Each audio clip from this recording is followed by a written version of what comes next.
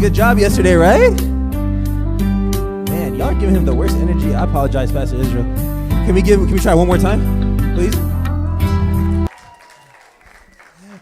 Awesome. If everybody could stand up for me, like real quick. All right, I want you to give the person next to you a big hug. Like I'm talking about the one that you give your mom, okay? Like the biggest hug in the world. Hey, you got a boyfriend or girlfriend, but guess what? You're single for tonight, all right?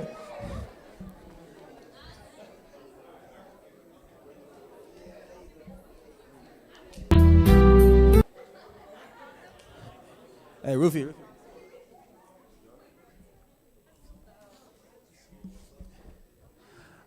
All right, guys.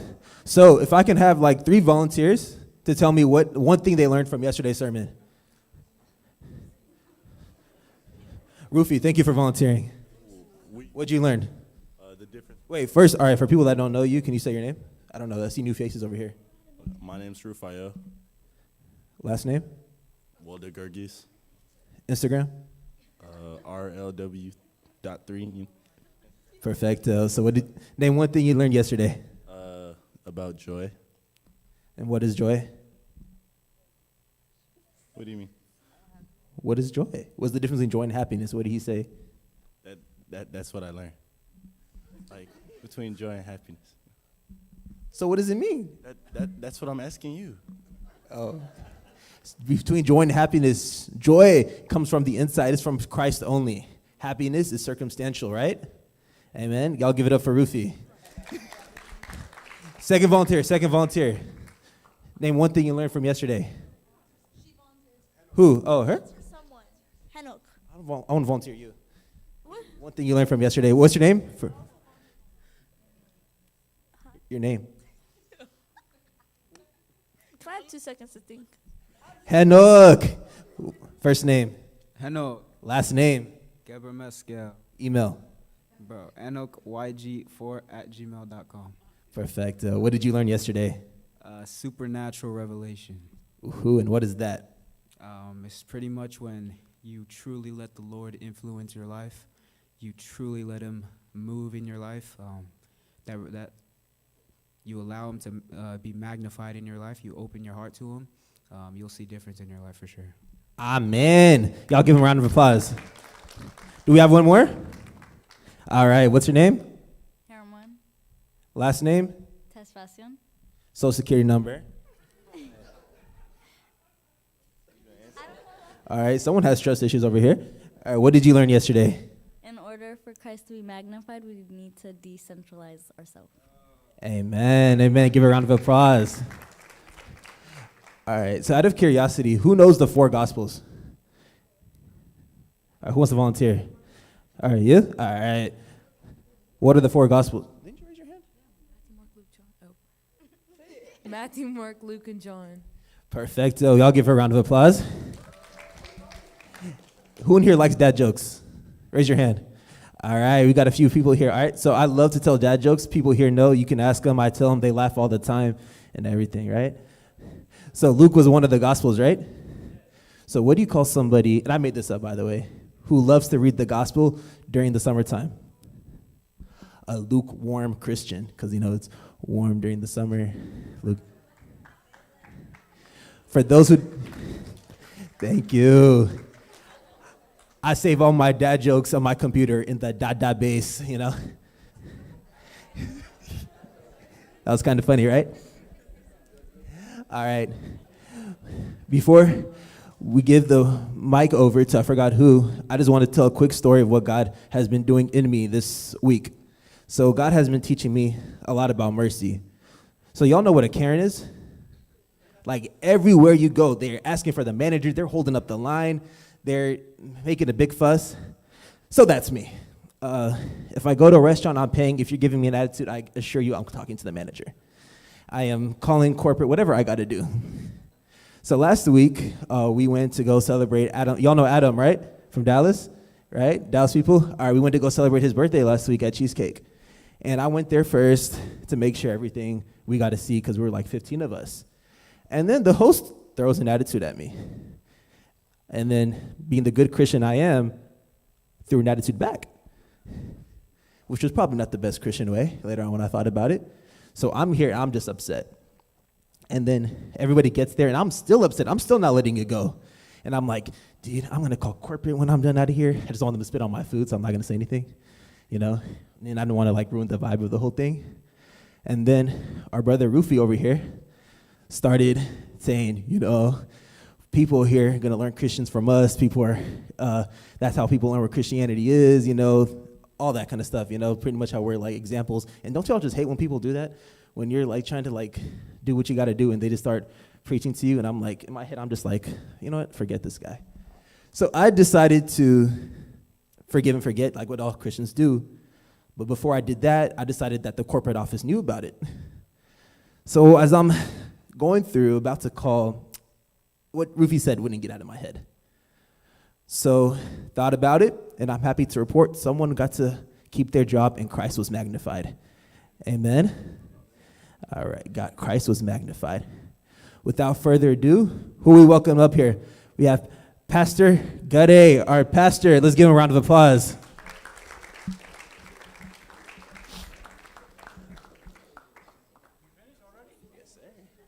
Who's social security card? Oh, she didn't want to give it. Oh, really? Yeah. You want mine? Yeah. Man, what are you going to do with it? Huh? Yeah? I thought someone has to be what? Too nice, all right? To give social security in this country. Yeah, I know. Yeah, that's not right. Okay. Anyway, how is everybody doing? Wonderful, welcome. I'm so excited to see you here. This is the first time in our history that you are occupying this part of the church, and this is a blessing, right? Yeah, for me, a dream come true day. For you, maybe it's another day, but for me, it was a dream come true day, right? And very few, you know, maybe months or so, I hope you will be feeling this one, and then we'll move over there, you will move over here, okay? How about that deal? Huh? That's a deal, right? Yeah, that's what I did, yeah. But how many times did I tell you that I want to see before I die a 10,000 member church? How many remember that? Yeah, you remember that, right? 10,000 member church. And you know what I see always? Take over that side of the building, take that side of the building. Already they're offering us to buy their property. So it means what? It's not for us, it's for you guys, all right? Okay. I know some of you are in Dallas, but it's okay. Yeah, it's okay. Hope, right? That's good, yeah. But one thing I just want to warn you guys. Complaining. Do you know what complaining is? Yeah, never appreciating what you have is the worst thing in the kingdom of God. Okay? What happened? The Israelites were complainers, all right? They were complaining or crying to God what? That they didn't like slavery, right? So God gave them what? A man to lead them out of slavery, right? Okay. He would be in the palace, but unfortunately, fortunately, no, sorry, I'm changing my mind, okay? I don't give my social security number anyway. So what happened? God called him, so that's what? To lead the people. And God made so many what? Miracles. That wasn't enough. Then they start the journey, right? Then where they come? They arrive at the Red Sea. Boom. Another problem, another complaint. Okay, God is good. So what? They cross over the Red Sea, right? That's very joyful time. Am I right? Okay. Then after they got out of the Red Sea, what happened? What happened? Somebody help me. You are only Caleb, not me? That's racism by itself, you know? What? Oh, I'm sorry. Mistake. Huh? Anyway, so what happened? You know what? They crossed over. What happened? Then Moses went what? To the mountain. Disappeared, right? They start to worship what? Idols, all right? Yeah. Is that what the God of freedom deserves? No. Okay. Then they were craving for what? For meat, right? And God what? Gave them so much meat. And on and on and on, right? But they never stopped from what? Complaining. And what happened? And what happened at the end? They were consumed, all of them were consumed, except 2 people were in the desert, right? Okay? So what I'm going to ask you today, God has given us this opportunity. For those of you in Houston, God has given you a pastor. You know? Therefore what? You have to enjoy. You have to always hover around him, help him, so that you all will be successful together. He didn't come over here, what? To make money or to make fame, but he came to do what? To help. To help. I want you to understand this. When I quit my job, it was not for fame, nor for money, but for a call. That's not easy.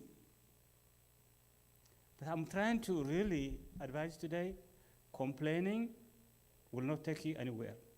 But proactive, being what? Engaged in things, is going to be what? Makes us fulfilled. You know what, my dream also? I want to see a lot of you. Some of you can be what? Senators of this country, astronauts, judges, name it, everything. But representing who? Christ. You see, we came to this country, those of us, all of you, you were imported because of your parents, all right? Did I say something bad? I'm sorry. That's how I am, okay? Take it or leave it, okay? Anyway, so what happened? God gave us the opportunity, right?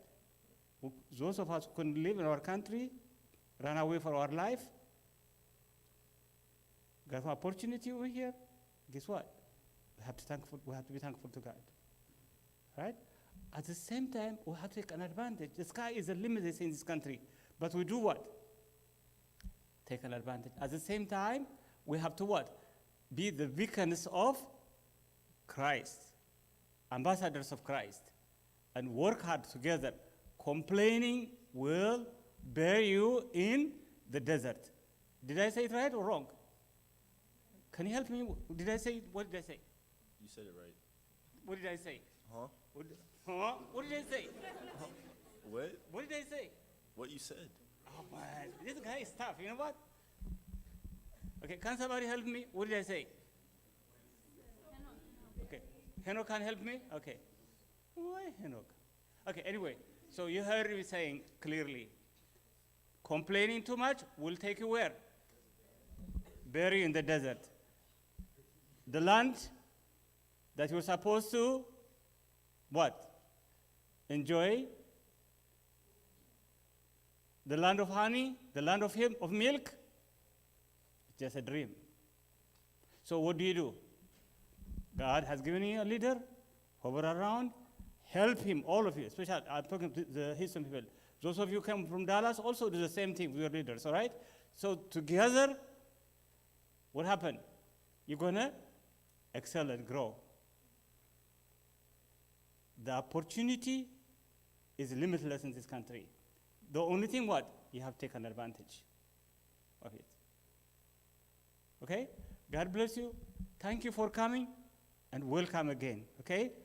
I love you. Grow together. Okay? Great. Wonderful.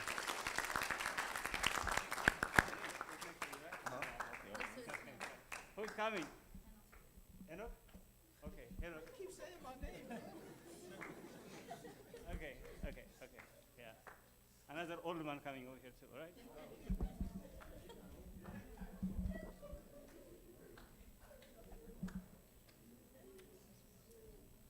All right, we don't want to be buried in the desert, right? Okay, and for those who were there today, if you weren't, we had a wonderful afternoon, and we've been talking about just Christ magnified in our lives, just being centered in Christ, and God's been moving. If you were there today, you got to experience, firsthand, where we take this first little step of faith, where I'm going to trust God. Like, he is worthy, even if it makes me look stupid, even if I'm putting myself out there and I fail, I'm going to do it because he is worthy. And I'm going to tell you, there are so many people here today who can testify that when we take that first step, God is faithful, and he is good, and he is planting and he is growing this seed, and I see it, and I see it in this church, and I'm so excited and honored and blessed to be a part of it. And I'm going to tell you, God has something amazing and wonderful and powerful planned for tonight, and he has it here for you. If you're here, you were here for a reason. It's not an accident, right? It's something powerful. It's something purposeful. It's something that's tied together in his plan. And so I would just like to take this moment right now. We're going to welcome Tavarius up, and we're going to worship together. But before we worship, I just want to take once again, just whatever we're bringing in here, any distraction and any burden, anything that is just separating you from God, let's just take it and let's just lay it down. All right, let's just put it aside and let's seek the Lord together. So if you would, just take the time, bow our heads in a personal prayer before we come together collectively.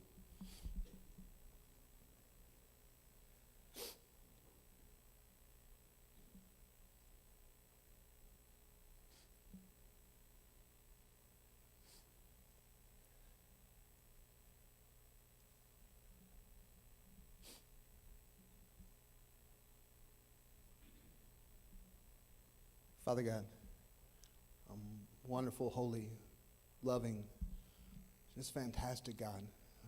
We just thank you for this night. We are here seeking that you be magnified in us, Lord. That we magnify you back, but it's through that initial, just where you're magnified in us, Lord, where our souls just scream out to you. Lord, we cannot do this apart from you. We cannot do it on our own. It's not something that we can work to attain or strive to achieve. It's through that revelation, through the gifting of your Spirit, where your Spirit is present, Lord. There is that peace, there is that rest, there is that joy, there is that power. Lord, we are seeking you. Your word tells us that when we ask, we receive. Lord, we are asking. You tell us when we seek, we find. Lord, we are seeking. Lord, you say when we knock, it is open. Lord, we are knocking. Have your way. Lord, I'm praying over Pastor Izzy tonight. Give him a supernatural word, Lord. Lord, he's a wonderful speaker. You've prepared his heart, but we are asking that you be present in his words tonight, that your Spirit guide his tongue tonight. Lord, that you lead his heart tonight. And if there's anything that you have prepared for him, right, Lord, just take the direction wherever it needs to go and steer him and guide him and lead him and help him magnify your Son in us. Lord, we pray for Tavarius. May he lead us in a way that brings glory back unto you. And Lord, may we just make a joyful noise for how great and good you are. This time is yours. This night is yours. This word is yours. This worship is yours. We are yours. We are yours one way and one way only, in Jesus' name. And that's the name in which we pray. Amen. Amen. Well, God bless you all. Let's now approach the Lord in worship.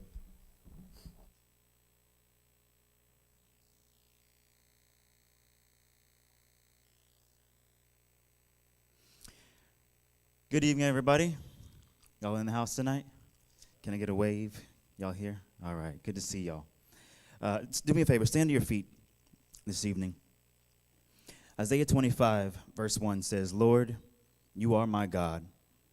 I will exalt you and praise your name, for in perfect faithfulness you have done wonderful things, things planned long ago. Psalm 100, verse 1. Shout for joy. That word has kind of gone around quite a bit throughout this conference. It says, shout for joy.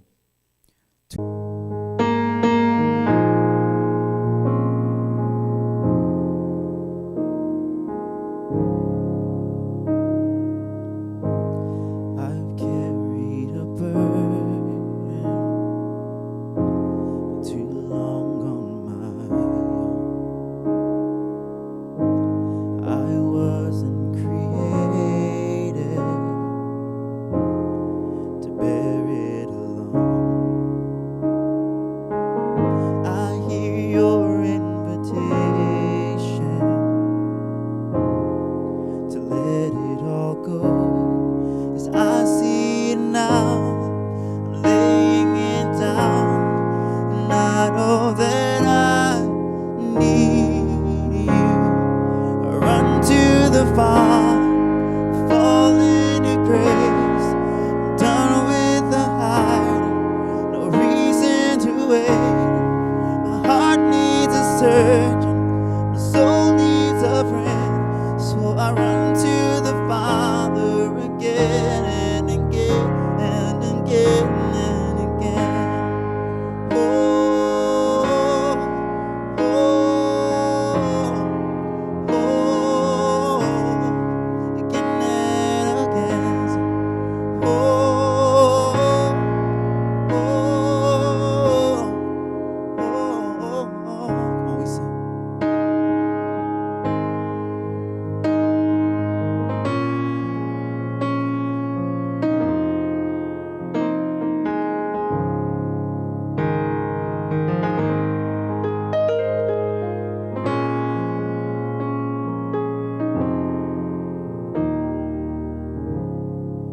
Run to the Father, fall into grace. Done with the hiding, no reason to wait.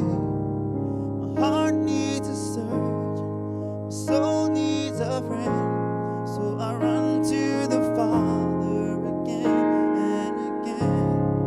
I run to the Father, I fall into grace. I'm done with the hiding, no reason to wait. My heart needs a surgeon, my soul needs a friend. Oh, again and again. Oh, oh, oh. My heart has been in your sight long before my first breath. Running into your arms is running to life from death. And I feel this rush deep in my chest. Your mercy is calling out. Just as I am, you pull me in, and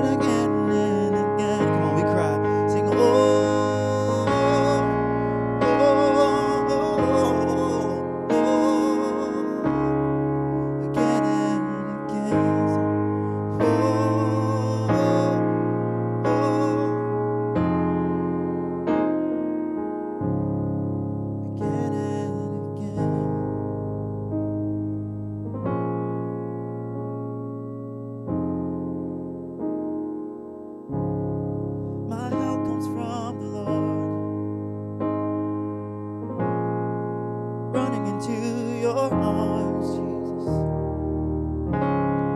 My help comes from the Lord. Only you and you alone. Only you and you alone, Jesus. Only you and you alone. Running to your arms, Jesus. You're the only one that matters, God. Yeah. Even in the struggle, Lord, you're the only one that matters. My heart needs a surgeon, Lord. My soul needs a friend. So I run to the Father again and again. I run to the Father, fall into grace. I'm done with the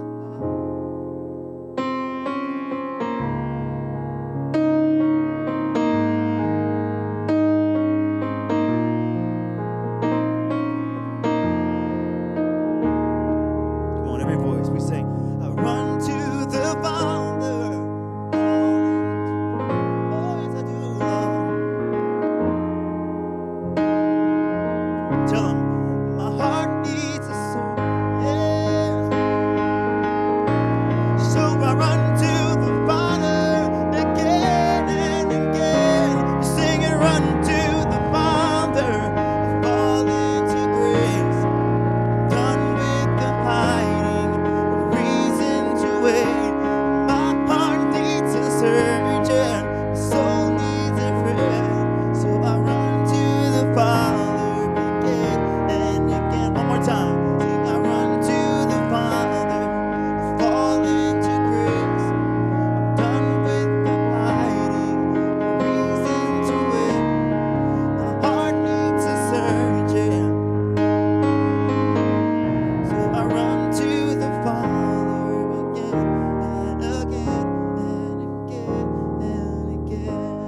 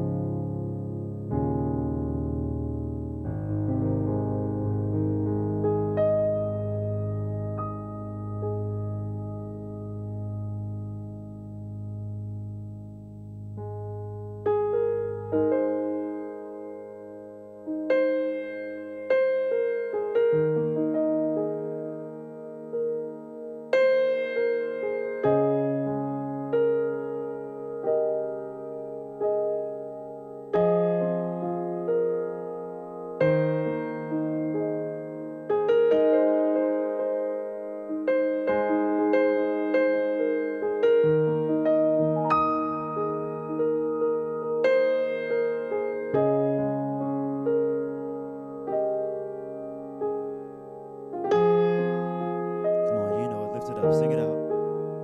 I'll throw up my hands.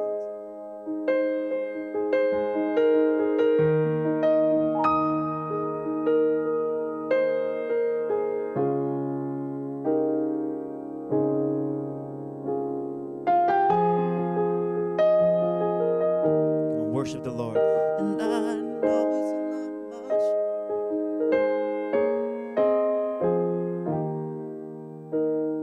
Except for a heart singing high.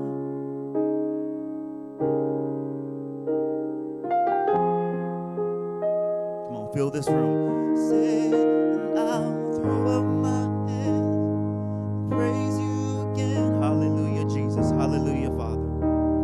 'Cause all that I have is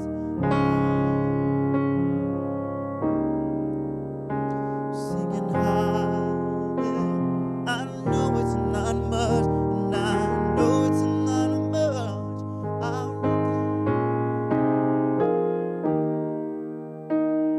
Except for a heart singing hallelujah.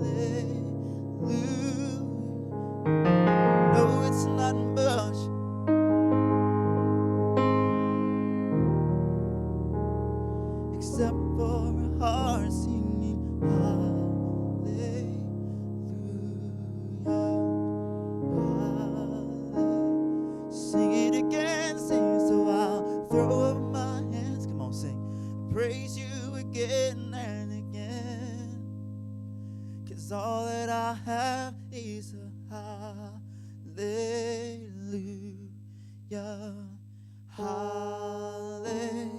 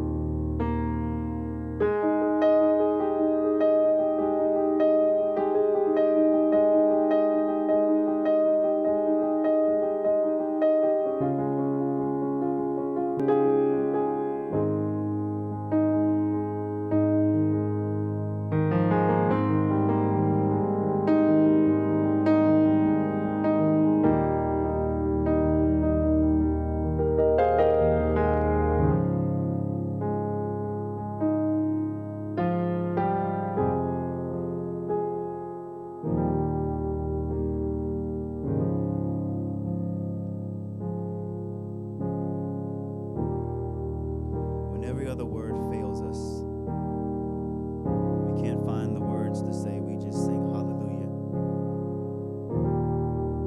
Glory and praise be unto you, Jesus. Hallelujah.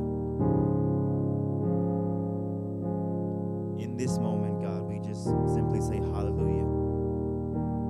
Thank you, Lord. Thank you, Jesus. Thank you, Lord. Is there anybody in this house tonight that's just thankful for the Lord's grace and his mercy that's been upon our lives? I mean, where would we be? Where would we be without his grace and his mercy? Where would we be without his grace and his mercy? Had it not been for the work of the cross over 2,000 years ago, where would we be? And it's his life, his death, and his resurrection that gives us the ability to gather right here in this moment and literally, simply just say hallelujah. We can worship him freely with our heads up high, with boldness and conviction, not with our heads low or in shame, but we can come before the Lord with gratitude as we're singing right now. We can come before him with gratitude and just sing hallelujah. Just say thank you, Jesus, for all that you've done. But Lord, because of who you are, God, you've brought us here in this very moment, in this atmosphere of worship. And so when every other word fails us, we literally just position ourselves and position our hearts to just say thank you, Jesus, and hallelujah. In every season, every circumstance, in every situation, God, in all things, we literally just say hallelujah. And thank you, Jesus, for your grace and your mercy. We cry, hallelujah, Jesus. Hallelujah. Glory unto your name, Jesus. May you be praised to the highest position, God, because there's nobody like you, Jesus. There's no one beside you. Not one, God. You are Alpha and the Omega, beginning and the end. Father, you call us the head and not the tail. Jesus, you love us and you call us by name, a royal priesthood. And so, God, right now, we stand in that reality and we just, hallelujah, God. Hallelujah unto your name, Jesus. Nobody like you, Jesus. Come on, just begin to fill this room with worship. Tell him thank you for who he is, for all that he's done. God, we say thank you for the work of the cross, Jesus. We say thank you for living, dying, and raising on our behalf, God, so that we might know you in a deeper way, Jesus. Hallelujah unto your name, Jesus. Hallelujah unto your name, God. Oh, we sing hallelujah, Lord, yeah. Hallelujah, God. Oh, hallelujah, Jesus, yeah. Throw up my hands, so I'll throw up my hands, sing, praise you again and again. Yes, God. 'Cause all that I have is a hallelujah. Hallelujah, Lord. Hallelujah. And I know it's not much, but I've nothing else fit for a king except for a heart singing hallelujah, hallelujah.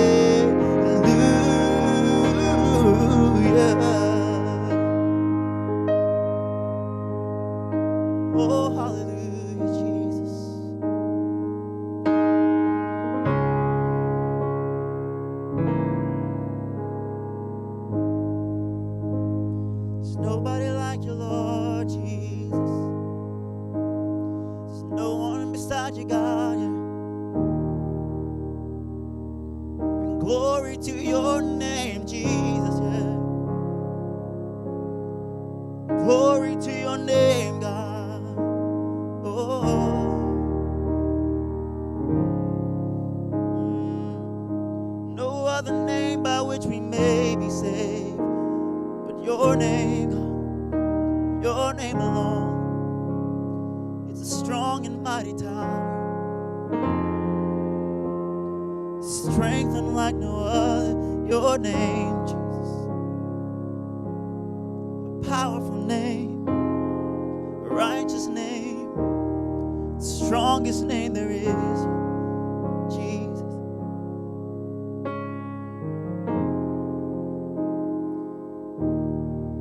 You have no rival, and you have no equal, and now and forever, God, you reign. 'Cause yours is the kingdom, and yours is the glory, and yours is the name above all names. And you have no rival, Father, you have no equal, and now and forever, God, you reign. And yours is the kingdom, and yours is the glory, and yours is the name above all names. And death could not hold you, the veil tore before you. Come on, sing. You silence the boast of sin and grave. The heavens are roaring the praise of your glory. For you are raised to life again. You have no rival. Sing it out. Say you have no, yes, God. And you have no equal. And now and forever, God, you reign. Yours is the kingdom. Singing yours. And yours is the glory. Yours is the name above all name. What a powerful, what a powerful name it is. What a powerful name it is. The name of Jesus Christ, my King. What a powerful name it is. And nothing can stand against. What a powerful name it is. The name of Jesus. Sing, what a powerful name it is. What a powerful name it is. The name,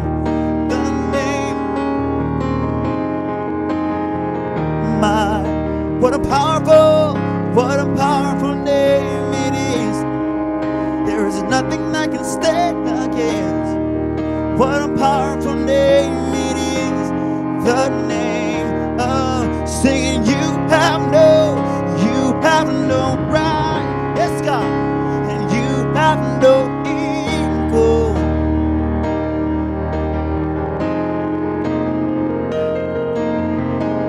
Yours is the kingdom. Yours is the glory. And yours is the name above all name. What a powerful, sing, what a powerful name it is. Yes, God. What a powerful name.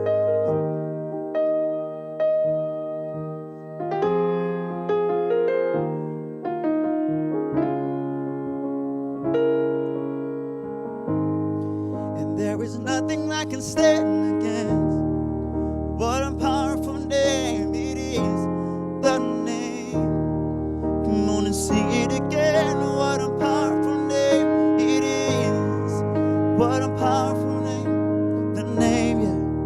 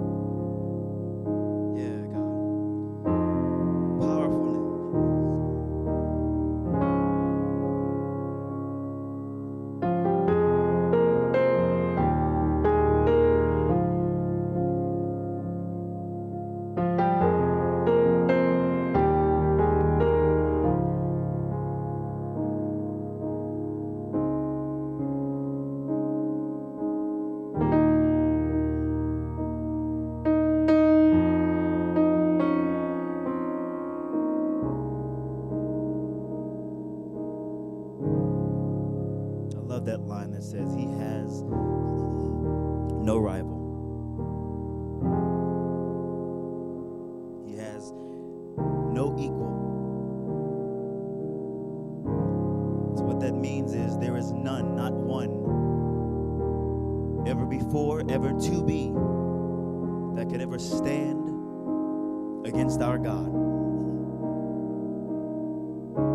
That's something to find joy in, because it means that when we put our hope in Him, there is nothing before or to be that could stand against us. And it's because we've decided to put our hope in the only name that brings life, the only name that brings salvation, the only name that brings restoration, freedom in the name of Jesus. And there is no other name. Not my name, not your name, the person that's standing next to you, not their name, but the name of Jesus, Yeshua, the God that we worship, the centerpiece of our faith. There's weight and there's glory in that name. And so that's the reason why we come together and we gather together and we lift our voices and we simply sing, what a powerful name it is.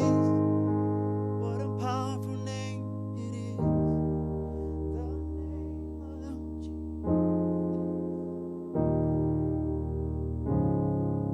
What a powerful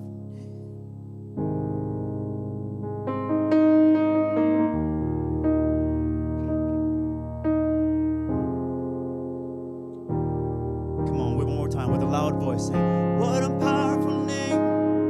Oh, yes, it is. What a powerful name it is. The name of Jesus. What a powerful name, God.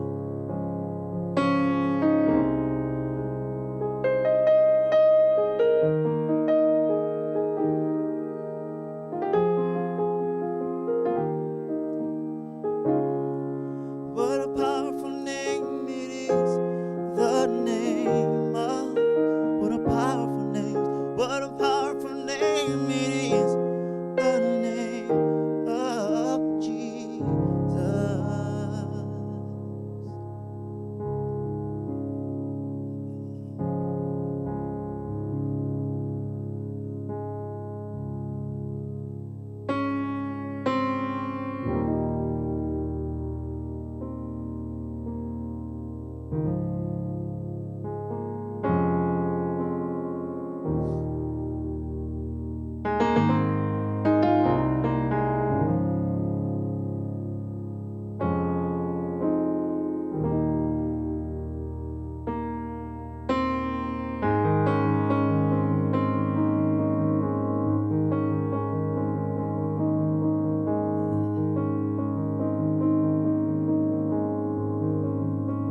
Christ alone, cornerstone, the weak made strong in the Savior's love, and through the storm, He is Lord. Declare it. He's Lord of all. Real simple, just that part. Come on, we sing it again. We sing Christ alone, cornerstone, the weak made strong in the Savior's love, and through the storm, He is Lord, He's Lord of all. One more time we sing it, sing Christ alone, cornerstone, let the weak say I am strong in the Savior's love, yes, and through the storm, He is Lord, He's Lord of all. Jesus, you and you alone, God, we sing, oh Christ alone, cornerstone,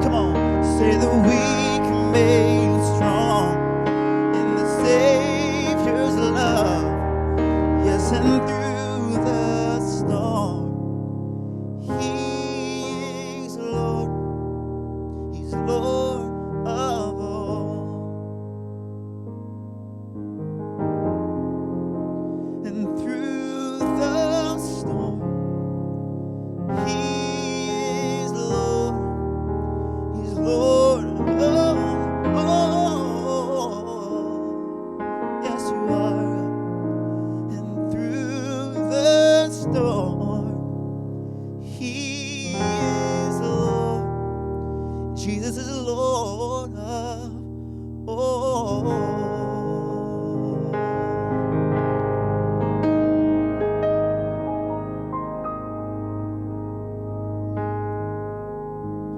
Come on, anybody in this place believe that he's Lord of all?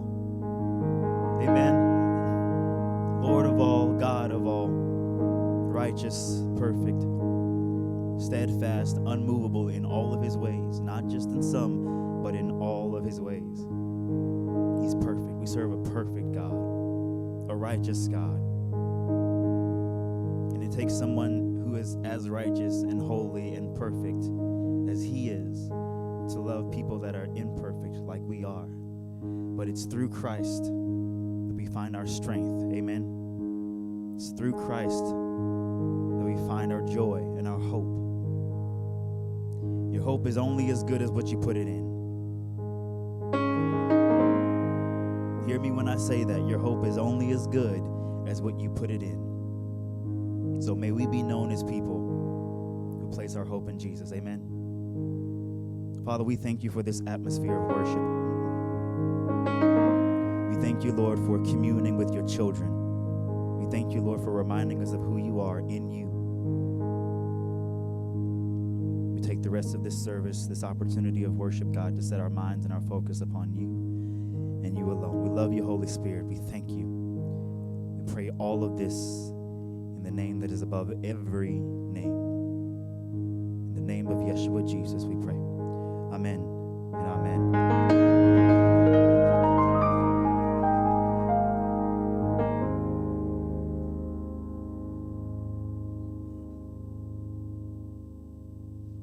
All right, grateful that you guys would join me in worship on this beautiful evening. You guys enjoying this conference so far? Let me hear you one time. Amen. Well, Pastor Iz has got an incredible message for us tonight. So lean in. I encourage you guys to lean in and really hear. The Bible says faith comes by hearing the word of the Lord. So really lean in and be in tune with what is being said tonight. Amen. All right, without further ado, the man with the master plan. Nobody else gets an introduction like that, by the way, except Pastor Iz. The man with the master plan, Pastor Israel.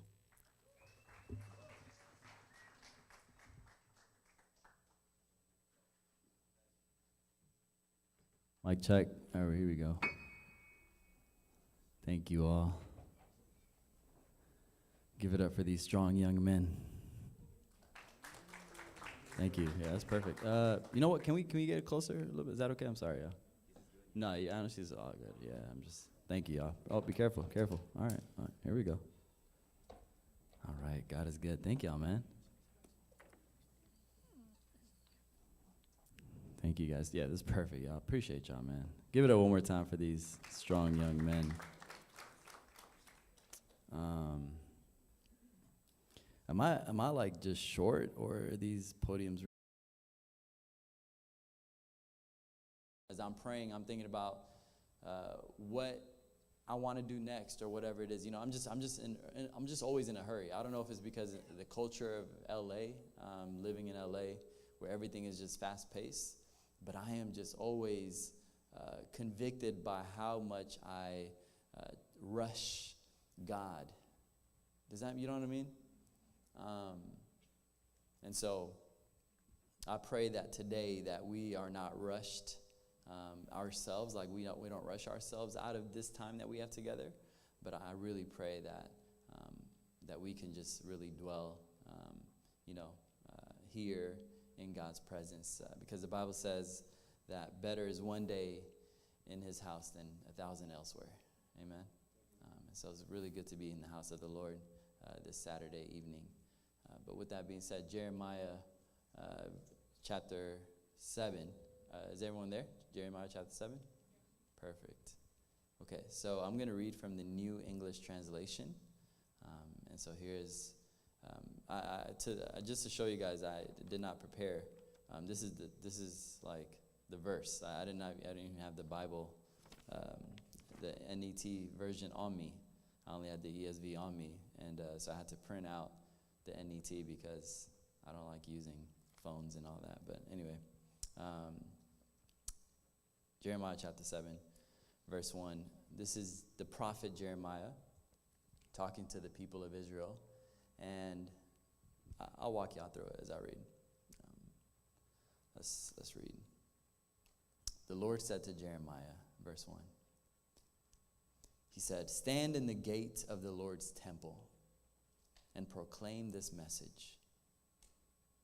The message was this: "Listen to the Lord's message, all you people of Judah who have passed through these gates to worship the Lord." Let's stop right there. Who is he talking to? Who is God talking to through Jeremiah? Who do y'all think? Y'all can talk back, it's okay. Huh? Yeah, perfect. The people who are there to worship. He was talking to worshipers of God, right? He was talking to people who worshiped God, people who committed to worshiping God. And so he wasn't talking to people who, were in the world. He wasn't talking to people who were outside of the church. He wasn't talking to the people who were denying God or who were, just not in the church. He was talking to people in the church. He was talking to people who were committed to worshiping God. And so keep that in mind as I read the rest of the passage. So he says in verse 2 again, "Stand in the gate of the Lord's temple and proclaim this message. Listen to the Lord's message, all you people of Judah who have passed through these gates to worship the Lord. And the Lord of heaven, of armies, the Lord of hosts, the God of Israel says, change the way you have been living and do what is right. If you do, I will allow you to continue to live in this land. Change the way you have been living and do what is right. If you do, I will allow you to continue to live in this land." Verse 4, "Stop putting your confidence in the false belief that says we are safe. The temple of the Lord is here. The temple of the Lord is here. The temple of the Lord is here. You must change the way you have been living and do what is right." Very repetitive. It's important. And then he says, "You must treat one another fairly. Stop oppressing resident foreigners who live in your land, children who have lost their fathers, and women who have lost their mothers. Stop killing innocent people in this land. Stop paying allegiance to false gods or other gods, that will only bring about your ruin. If you stop doing these things, I will allow you to continue to live in this land that I gave you and your ancestors as a lasting possession." Verse 8, "But just look at you. You're putting your confidence in a false belief that will not deliver you." In other words, that will not save you. You steal. You murder. You commit adultery. You lie when you swear an oath. You sacrifice to the god Baal. You pay allegiance to other gods whom you have previously not known. And then you come and stand in my presence in this temple I have claimed as my own and say we are safe. You think you are safe but you go on doing all those hateful sins. You think you are so safe that you go on doing all those hateful sins. Do you think this temple I have claimed as my own is to be a hideout for robbers? You had better take note. I have seen for myself what you have done, says the Lord. Because nothing is hidden from God. Verse 12. "So go to this place in Shiloh where I allowed I allowed myself to be worshiped. I love that. Where I have allowed myself to be worshiped in the early days. And see what I did to it because of the wicked things that my people who committed to worshiping me did. You also have done all these things, says the Lord, and I have spoken to you over and over and over again. But you have not listened. You have refused to respond when I called you to repent. So I will destroy this temple that I have claimed as my own. This temple that you are trusting to protect you. I will destroy this place that I gave you to you and your ancestors, just like I destroyed Shiloh.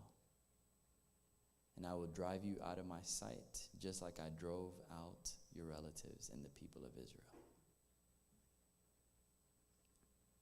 Let's pray. Gracious and eternal God, you are holy beyond what I could ever comprehend. You are a God who is full of power, but yet full of mercy and grace. I praise you for the privilege of standing in this sacred place, your temple, your house. Because I'm here, Lord, I want to confess my sin to you, that I am a sinner in need of a Savior. That I am constantly in need of your forgiveness. But I thank you for the grace that is found in the death and the resurrection of Jesus Christ. We ask that you may fuel this preaching with the Spirit of the living God.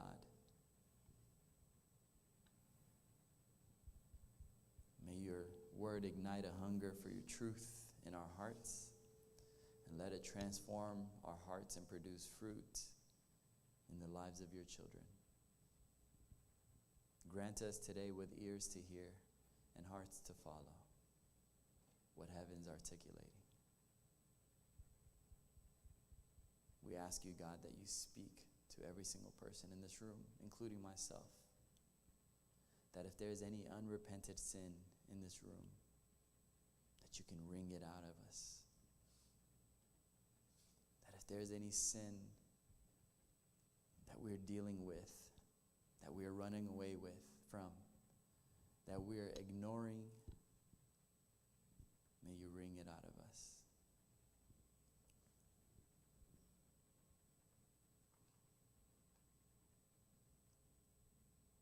May the words of my mouth and the meditation of my heart be acceptable in your sight. In Jesus' matchless and mighty name we pray. Amen. Amen. Amen. What a passage, huh?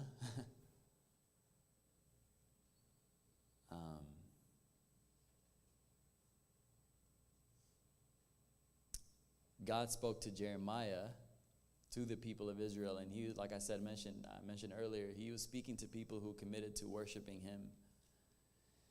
And so when God spoke to Jeremiah, to give you some background, he was a prophet that nobody liked.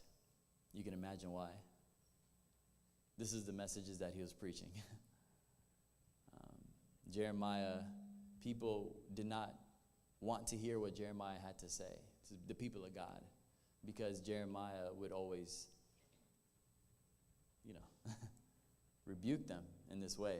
And so you can imagine, if you hear this every Sunday, you ain't going to like your pastor very much. But Jeremiah faithfully heard from the Lord, and he shared the word. Oftentimes, Jeremiah would get beat. He would get tortured by people who committed to worshiping God. Oftentimes, they would flog Jeremiah. They would take him outside of the city gate. They would stone him. They would ridicule him. This wasn't just about making fun of him. This was about, man, really trying to shut him up because they got tired of hearing this message. Repent. Turn away from your evil ways. Again, these are people who were committed to worshiping God. The Bible says in verse 2, stand in the gate of the Lord's temple and proclaim the message. So he was saying, stand at the gate of people who are entering to worship God. They're on their way to worshiping God. And I want you guys to understand this about the Bible, that when the Bible is written, when we have to understand that it's written in the context of, what was going on here. And so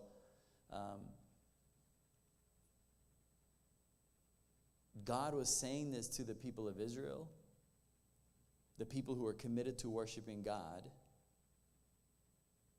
And he was telling them these things that as you read it, you're like, why would people who commit to worshiping God do all these things? But he was writing to them because he didn't want them to do it anymore. Does that make sense? It doesn't specifically say you are doing all these things, but God is telling them, hey, you need to stop doing all these things. So what that tells me is that these people were doing these things and God was commanding them not to do it. Does that make sense? Okay. So he was talking to people in the temple in God's house. So one of the first things that he said was the Lord of heaven, the God of Israel says, change the way you have been living and do what is right. Isn't it interesting that, let me start with this analogy. Does anyone know what a situationship is? Nobody? Y'all too cool? Who knows what a situationship is? All right. To make it a little bit more fun, can someone explain to me what a situationship is? Can you? Yeah. Sure, yeah. I think everybody can hear you, right? If you don't know if you don't know if you're a couple or not. Yes, that gray area. Yeah. Anyone else want to explain what a situationship is? Anybody? Sounds like my man's been in a couple. I'm just kidding. I'm kidding. No, I'm kidding. Kidding, y'all. He's a good man. Anyone else want to give it a try? Come on, y'all know what a situationship is. Huh? Hanok. You're a popular man, man. All right, that's okay. Situationship, essentially, if you don't know what that is, it's a there was a perfect example of what Caleb said was the in-between of being in a committed relationship and being not in a relationship. It's the gray area where there is some connection, but it's not clear where it's really going. Okay? You might text every day. You might hang out regularly with this person. You might even be intimate with this person. But when someone asks you, yo, are y'all a couple? The answer is always, it's complicated. Or, we're just talking. What's another reason? Huh? We're chilling. There we go. We're chilling. That's good. Thank you. I'll write that in my notes. We're chilling. A situationship is a relationship without the commitment, essentially, okay? It's a relationship without the responsibility of being in a committed relationship. It's that in-between space where you're not fully invested, yet you're not completely out of it either. One person might be ready for something very serious, or even better yet, one person thinks that they're in a very serious relationship, but the other person doesn't. While the other person, they're not sure if they even want to put a label on it. I don't want to put a label on this thing. We got something good going on. You know what I'm saying? Ladies, you've heard that from a man? Run. I don't want to put a label on it. We got something good going, girl. Yeah, I've used that when I was, yeah. Anyway. The situationship, though, I think the reason why people do it is because it feels safe. You know what I'm saying? Like, it feels safe. It feels, you're not committing too much. It doesn't require that much from you emotionally, physically, mentally. You have the benefits of being in a relationship without the responsibility of being in a relationship. Does that make sense? But it could lead to a lot of frustration. It could lead to a lot of confusion. And it could lead to a lot of unspoken expectations. Now, as frustrating as this could be for human relationships, it could be even so much more dangerous in our relationship with God. Many people are in a situationship with God. Many people.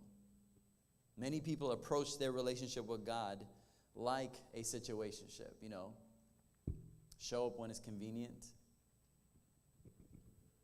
Casual commitment, you know what I mean? The commitment is just casual. I go to church, yeah. Giving him just enough attention to keep the connection going, but never really fully committing our hearts or, to him or to live for him. And we might think we're safe because we show up to church. We might think we're safe because we pray occasionally. Or we claim to believe in God. But much like how the people in Judah thought the temple itself would protect them, we ourselves are fooling ourselves into thinking that the rituals that we perform could save us. But how many of you know that God sees beyond the surface? God sees the things that your friends don't see. God sees the things that your pastor might not see. God sees the things that your parents might not see. God sees your heart. He hears what you're thinking, and he knows.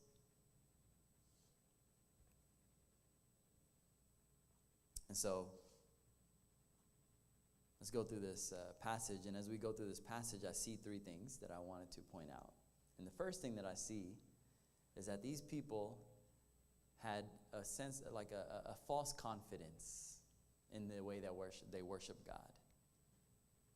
We see that in the first four verses. I read the first three, but it says, verse 4, stop putting your confidence in the false belief that says we are safe, the temple of the Lord is here, the temple of the Lord is here, the temple of the Lord is here. You must change the way that you have been living and do what is right, and you must treat one another fairly.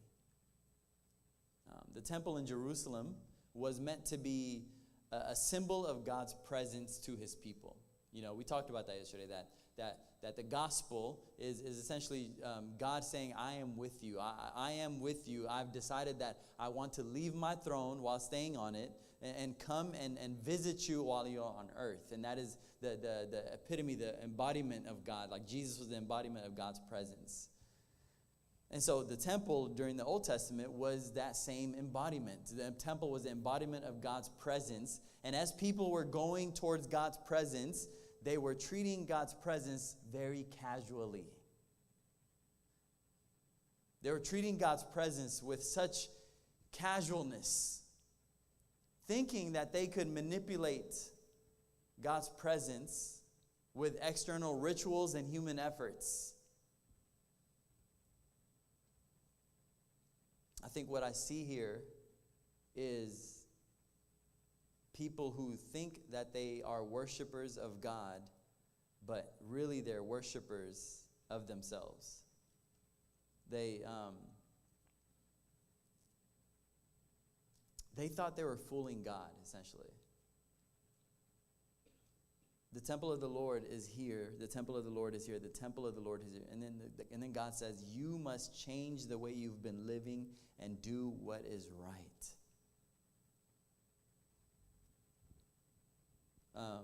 when I think about the false confidence that the Bible talks about, it says you must, verse 4, stop putting your confidence in the false belief. Number one, we understand that their confidence wasn't in God, their confidence was in the temple. Does that make sense? So, like, their confidence, their kind of sense of security that they had was not because God was with them. It was because they were in the building of a temple, that they were in a building of God. Verse 4 says, stop putting your confidence in the false belief that says, we are safe. The temple of the Lord is here.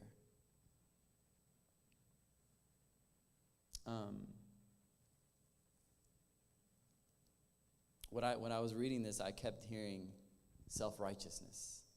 That people were putting their confidence not in the things that God was doing in them. They were putting more confidence in the things that they were doing for God.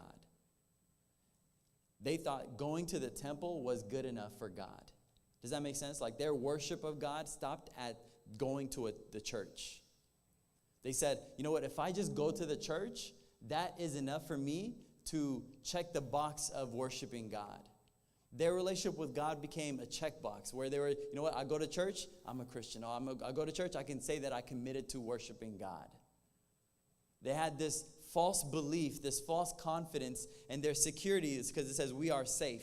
That means that they felt secure in the fact that going to church was enough. They felt secure in the fact that going to a building to worship God was enough.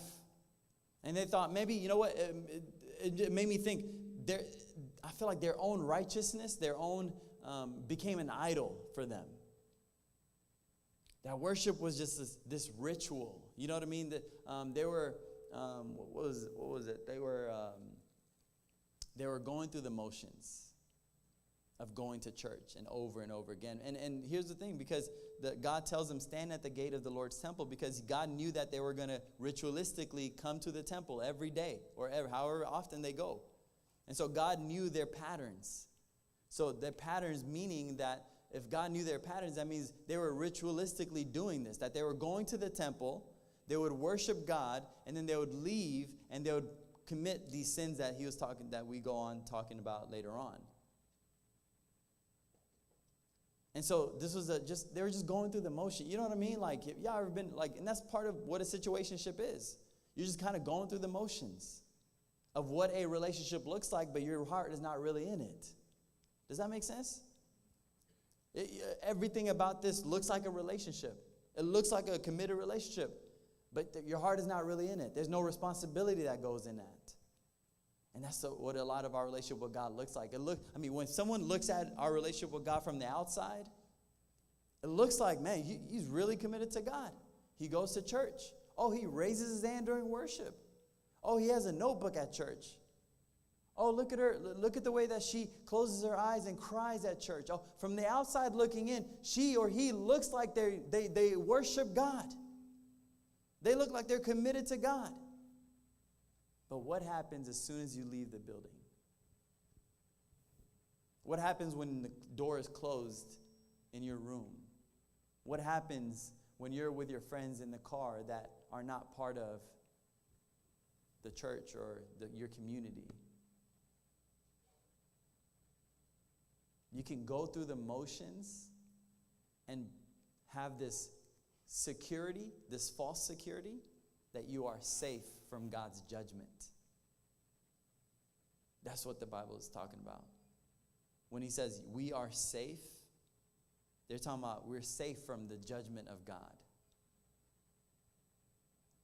We are safe from the judgment of God because we have falsely believed that going through the motions keeps us safe from the judgment of God. Does that make sense? Like, in other words, they are thinking that they can fool God into thinking that they are worshiping him.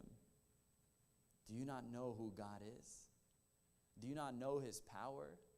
Do you not know that God knows when God knows what you're thinking, let alone he knows what you're thinking before you even know what you're thinking?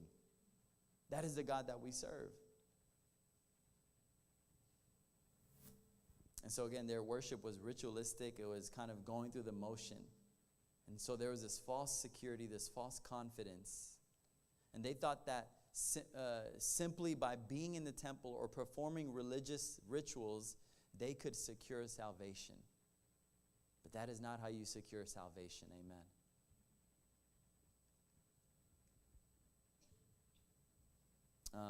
I also see that they place their confidence in the temple itself rather than the God who dwells in it. So they say, we're safe. The temple of the Lord is here. The temple of the Lord is here. The temple of the Lord is here. God is kind of mocking them by saying that. But what they meant by saying this, when they say the temple of the Lord is here, they're saying, hey, you know what? God's presence is here. So because God is here, we're safe.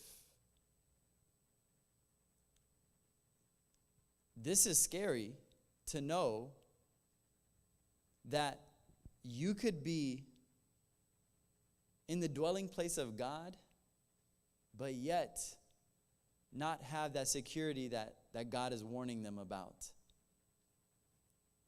He says, if you don't change your ways, if you don't change the way you've been living and what you do is right, I won't allow you continue to live in this way that you're living.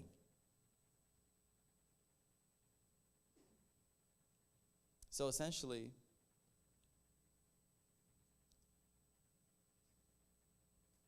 they pretended to worship God, but in reality, their hearts were far from Him. And that's what the Bible says. Jesus says that. Jesus rebukes the Pharisees, who were religious leaders, who would outwardly show everyone that they were a righteous people, but inwardly, the Bible says that their hearts were far from God. My question to you, church, is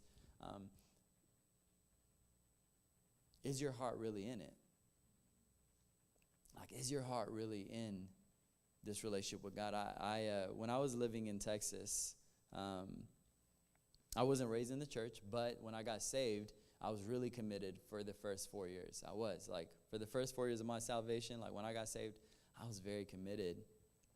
But then I turned 21. And I started drinking, you know what I'm saying? Like, it wasn't like crazy drinking. I was just, I was 21, so I wanted to, not try it. I've been drinking all my life, really. My parents, again, they weren't saved, so we had alcohol all the time. My first time getting drunk, I kid you not, I was 3 years old. I kid you not. I know. It was an accident, but that was the first time I got drunk. Meaning I was exposed to alcohol at 3 years old, okay? So that's kind of the life that I was living. Anyways, so when I got saved, I didn't drink at all, and I stopped drinking. Even though I was, underage, I was still drinking before I got saved. But when I got saved, I stopped drinking. I really was committed to the Lord, and I worshiped Him. And then, when I turned 21, I started drinking again. Again, it was light. Wasn't drinking that like that. But then I started drinking a little bit more, and then a little bit more. And what happened was, for whatever reason, me and a group of our friends were just drinking a lot more than normal. But yet we still go to church Sunday morning.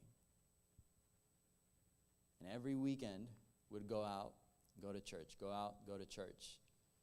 And what I've learned is that living in Texas, it was very easy to mask my sin with church. Does that make sense? Like, it was very easy to sin on Saturday night, to not even sin, I'm sorry, to live in sin in Saturday night, and then to come on Sunday morning, and then to kind of erase what happened on Saturday. That just was just so easy for me. It was so easy for me to live a double life. And I did that for 2 years. I lived a double life for 2 years.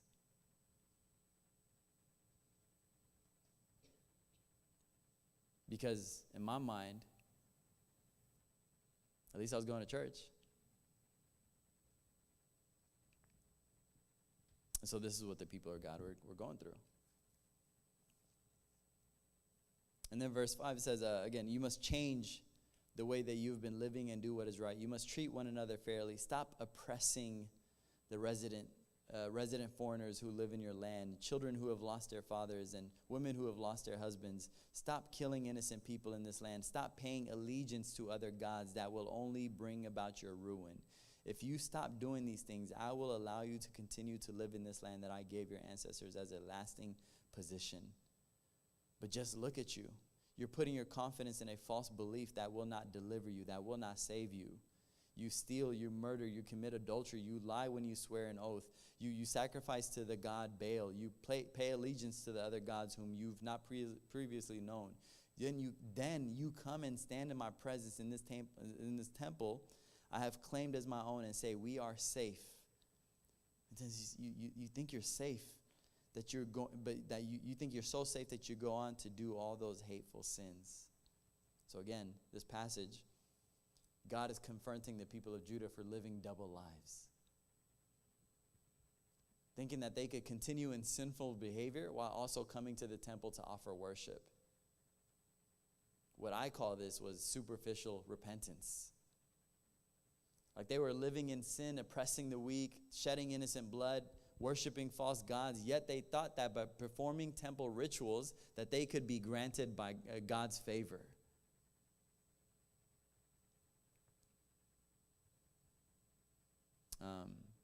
When I first read this, and I think when you read this, you're like, hold up, how is this describing people who worship God?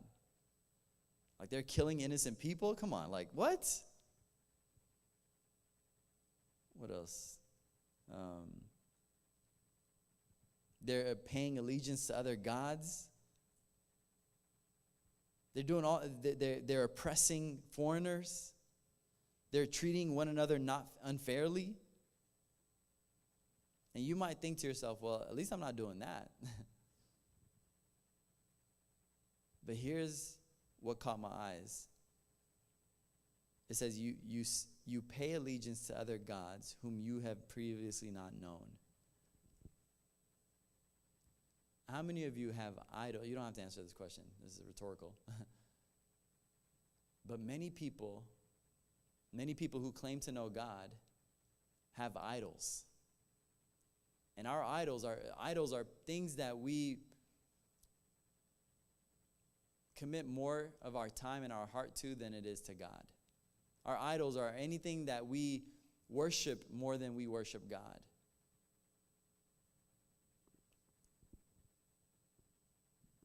I don't know about you, but I had a lot of idols in my life as a Christian.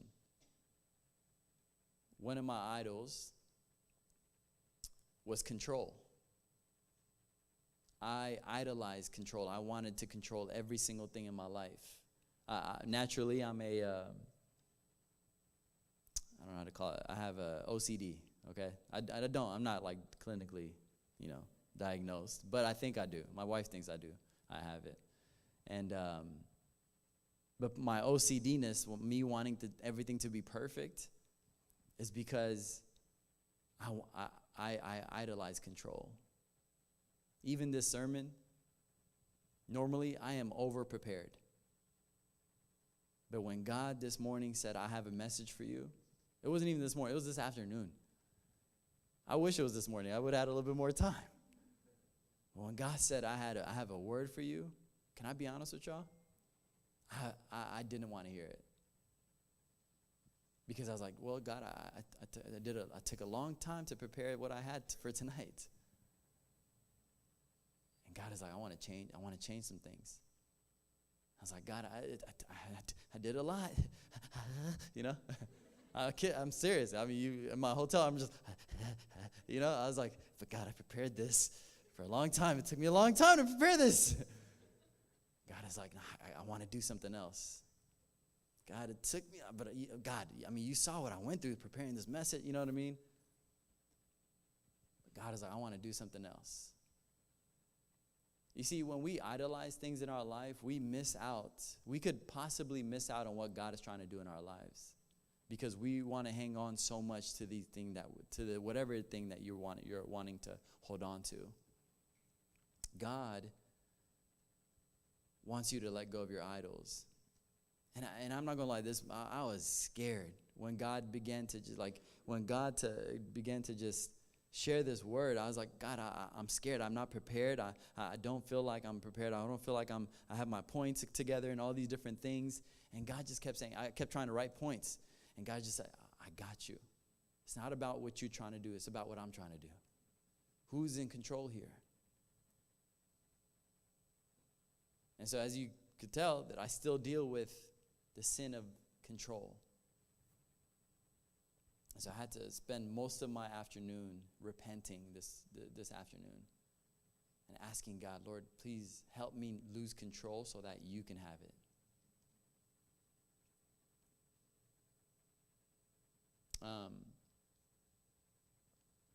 What I'm noticing in this passage is that there's a lack of authenticity with how they worship God. Like that they would go to the temple to worship God often, and then they would go out and oppress the weak, shed innocent blood, worship false gods, and all these things.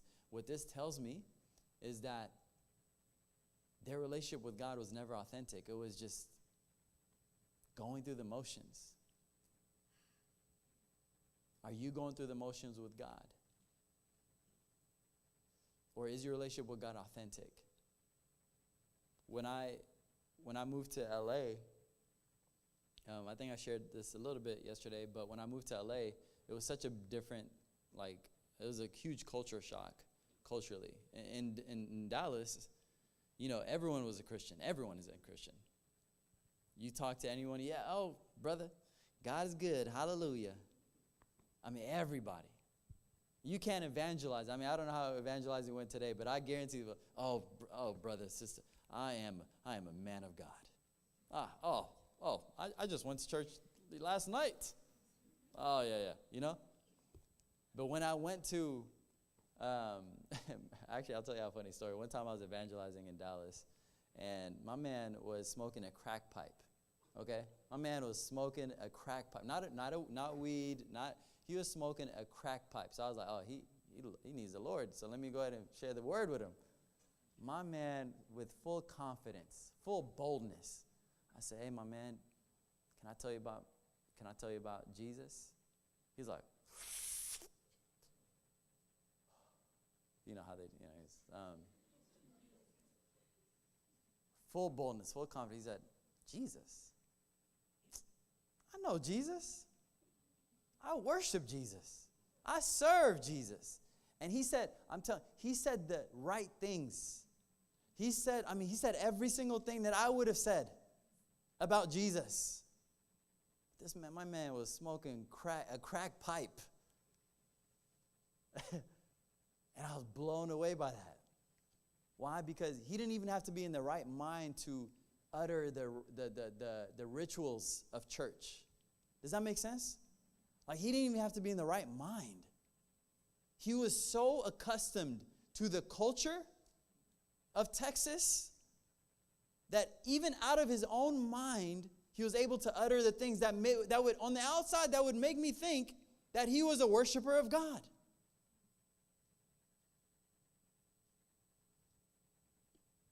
And so your sin might not be as drastic as the things that are listed on here as a crack pipe. But there are things that you and I are dealing with that God is trying to wring out of us. But yet we keep saying we're safe because we're in the house of God. We're secure. We're saved because I prayed a little prayer. That's not what saves us, y'all. What saves us, what God is looking for, is not an outward expression of worship. What God is looking for is an inward transformation of the heart. You see, we could be so focused on changing our behavior and thinking that if we could just change our outward behavior, then that would secure us and secure our salvation.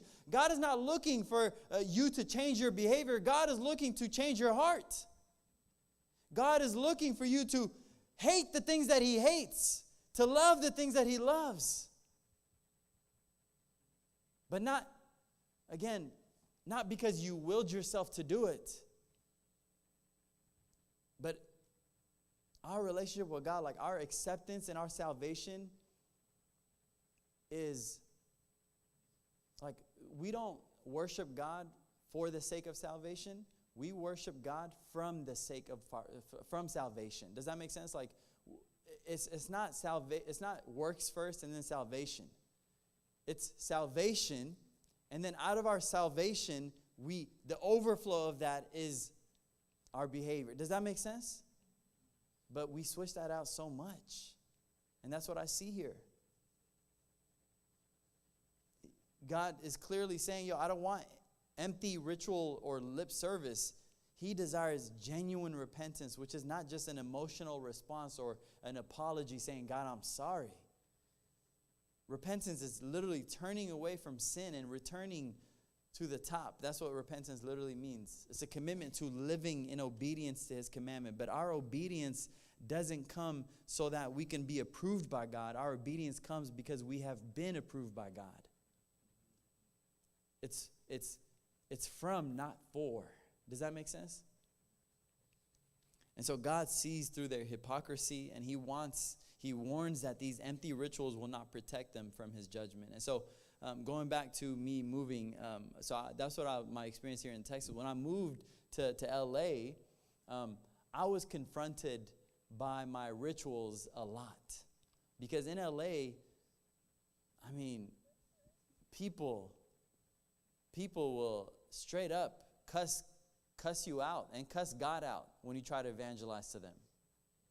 People in LA, you'll say, hey, can I tell you about Jesus? Man, F Jesus. Like, I've heard people say that. Man, F you and your God. But to me, at first, I was shocked, but to me, I was like, man, at least they're real. At least they're authentic. At least they're not pretending to know Jesus. Does that make sense? Like, it sounds a little more morbid, but at least they're keeping it real. And when I moved to LA, man, God had to shift my heart into saying, I don't care about your outward appearances. I care about your heart. You can pretend to know me all you want, but if you don't know me, it doesn't matter. And so God began to change my heart. I was confronted to face God in the most authentic way possible. And I was scared. I was scared to confront the sin that I was hiding, that I thought I was hiding from God. I was scared to confront some of the doubts and the fears that I was hiding from my community. Like, if I had told my community the certain things that I was struggling with, that I was dealing with, I was going to be judged and I was afraid of that. But when I moved to LA and I saw the authenticity of people's spirituality, like where they were spiritually, I was like, man, I want to be just as real except with God. Does that make sense, y'all? Like, is this making sense at all? And so, I'm going to close with this.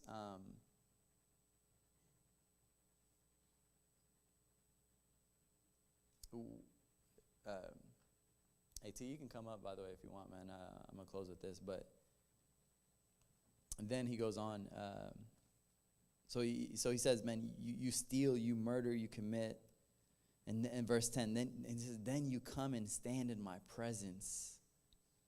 And you claim to be safe. You think you're so safe that you're doing you go on doing all those hateful sins. And then listen to what he says. Do you think this temple I have claimed as my own is to be a hideout for robbers? You know what this reminds me of? This reminds me of Jesus going into the temple. Remember what Jesus did when he went into the temple? And he went into the temple, and when he saw them exchanging goods and selling things in the temple of God, what did he say to them? Do y'all remember? You've turned the house of prayer into a den of robbers. You've turned the house of prayer into a den of robbers. These people that God was talking to was saying, you're using the temple of God to hide your sin. Do you think this temple I have claimed as my own to be a hideout for robbers? You are using the body, not the body. You're using this building of church, this place of temple, this place of that God dwells in. You're using it as an excuse or as a kind of a shield to hide your sin from everyone else. And then verse 12. Continue verse 11. It says, "You had better take note. I have seen for myself what you have done, says the Lord." I have seen for myself what you have done. Essentially, what he's saying is, they might not see it, but I see it. They may not see what you're going through, but I see it. They might not see what you're dealing with, but I see it. And then verse 12 to 15, I'm going to close. So go, and then he says, so go to this place in Shiloh where I allowed myself to be worshipped in the early days. So he's telling them, hey, look, if y'all don't, go look at what I've done in the past. See what I did to it because of the wicked things that my people Israel did. You also have done all these things, saying, Lord, I have spoken to you over and over again. But you have not listened. You have not repented. It says, you have refused to respond when I call you to repent. You have refused to respond when I call you to repent. So I will destroy this temple that I have claimed as my own, this temple that you are trusting to protect you. I will destroy this place that I gave you and your ancestors, just like I destroyed Shiloh. And I will drive you out of my sight, just like I drove out your relatives, the people of Israel. The verse that really stuck out to me was verse 13. I have spoken to you over and over and over again, but you have not listened. You have refused to respond when I call you to repent. Church, God is calling you to repent. God is calling you not just to ask for forgiveness. God is calling you to turn away from your sin. Whether it's your sin of control, whether it's your sin, maybe some of you may be addicted to things. Maybe some of you are addicted to self-image, your self-worth. Maybe some of you are addicted to validation, getting validation from other people. Maybe some of you are struggling with wanting to be approved by this person, or some of you may be dealing with unforgiveness. Maybe some of you are dealing with suicidal thoughts. Some of you are dealing with pornography addiction. Some of you are dealing with promiscuity. Some of you are dealing with demonic oppression, with spiritual warfare. Some of you are dealing with so many things. But I am here to tell you one thing and one thing only, and that is that Jesus wants to set you free. That even though this sounds like, man, he's talking about bad news, I have great news for you. And that is that Jesus Christ offers us true security. Not based on a temple or a ritual. Not based off of going through the motions. But through his perfect sacrifice. He calls us to repent, not just with empty words, but with lives transformed by his grace. Jesus calls us to repent because his death and resurrection allows us to do it. We are made clean because of what Jesus did on the cross. And we are empowered by the Holy Spirit to live a life that is so distinct from the world that we're no longer under the threat of judgment because Jesus gave his life for you and I. That if people would believe in him genuinely and authentically, not just pray this prayer, but if we just genuinely believe that Jesus is Lord, that he would set us free from sin. And not only set us free from sin, but he will set us free from the judgment that is to come. So we place our trust in him. We no longer are deceived by the fleeting confidence or by false repentance or by the fatal outcome of sin. But Christ invites us into a true relationship with him where our worship and our repentance are not superficial, but it's genuine and it's a heart. It's truly from the heart.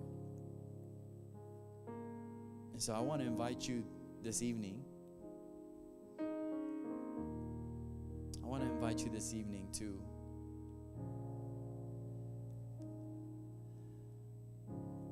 to take inventory of your heart and to ask yourself, is my heart really in this?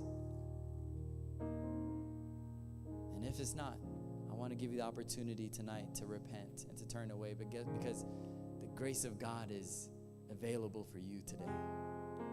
That God has reached out to you and says, I'm going to give you one more chance. That every day we wake up is another chance to repent.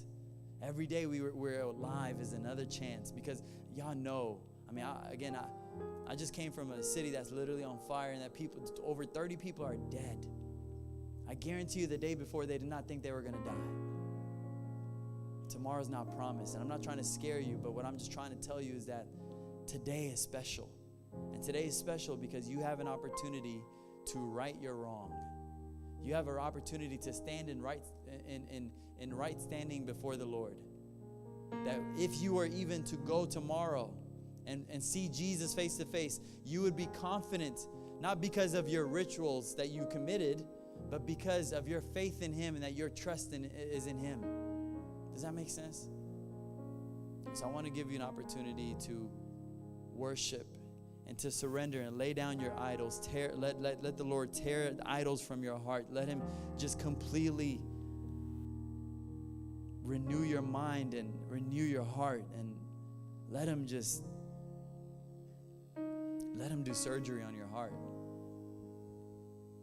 Let Him change the way you think, the way you behave, not because it's the right thing to do, but it's because God wants to do it in you. He doesn't want you to do it for yourself. God wants to do it for you and in you. That is the gospel. That's the gospel, y'all.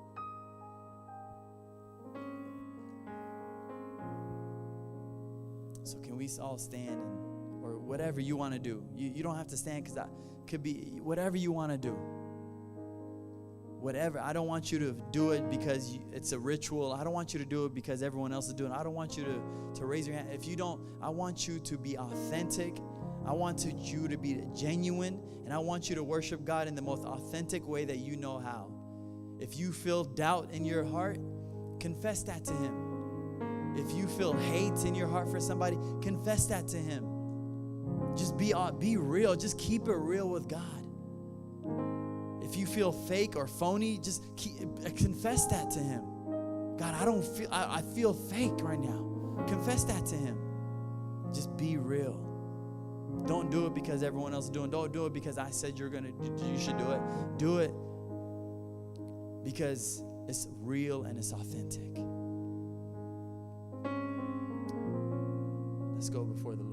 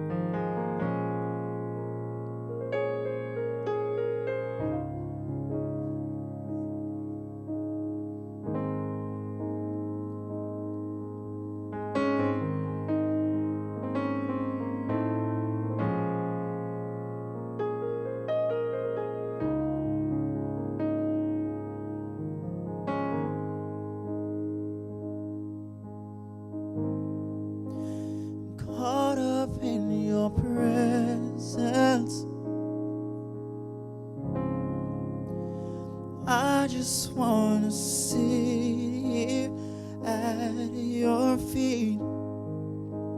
I'm caught up in this holy moment. I never want to leave.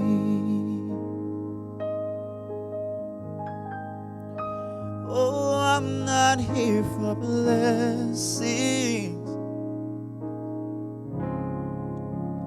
Jesus, you don't know me anything, and more than anything that you can do, I just want you.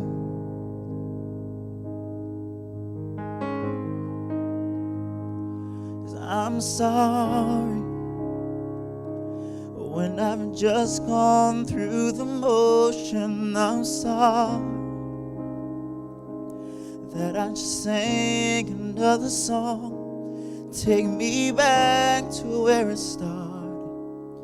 I opened up my heart to you.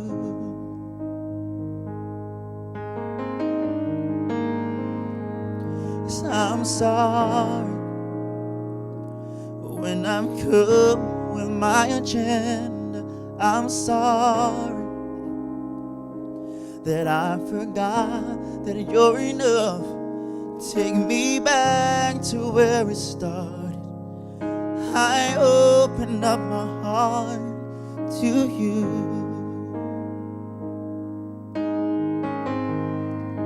I'm caught up in your presence. I just wanna sit here at your feet. I'm caught up in this holy moment, and I never want to leave. Oh, I'm not here for blessings. No, I'm not. 'Cause Jesus, you don't owe me anything, and more than anything that you can do, 'cause I just want you. Come on, I'm sorry. Yes, I'm sorry when I've just gone through the motions. I'm sorry that I just sang another song. Take me back to where we started. I opened up my heart to you.